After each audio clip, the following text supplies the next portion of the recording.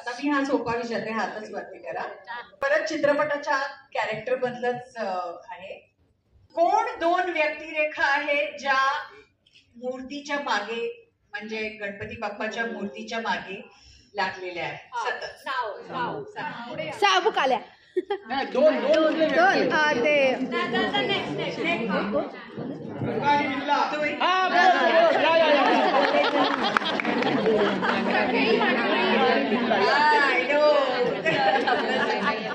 मित्र पण मागे. पुरुषांनी हा चित्रपट खास करून बघा,